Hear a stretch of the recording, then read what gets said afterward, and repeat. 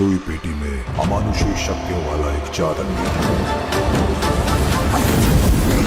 শোবিজে nepotism বিতর্ক নতুন কিছু নয়, সময়ের সঙ্গে তা আরও তীব্র হয়েছে। বিতর্কিত এই ইস্যুতে বরাবরই সরব বলিউডের ঠোঁট কাটা স্বভাবের অভিনেত্রী কঙ্গনা রানাওয়াত। এদিকে তাকে টেক্কা দিয়ে নতুন চমক নিয়ে আসছেন বলিপাড়ার প্রিয় মুখ আলিয়া ভাট।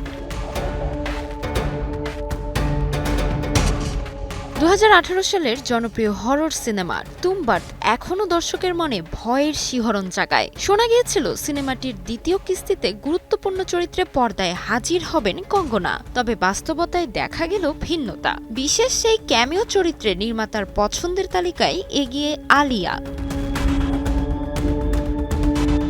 জানা গেছে ইতোমধ্যেই আলিয়ার সঙ্গে কথা বলেছেন নির্মাতা। ক্যামিও হলেও গল্পে বেশ গুরুত্বপূর্ণ ভূমিকা রাখবে চরিত্রটি। এছাড়াও টুম্বাট 2-তে যোগ দিচ্ছেন অভিনেতা নওয়াজুদ্দিন সিদ্দিকী, যা দর্শকের আগ্রহ বাড়িয়েছে বহুগুণ।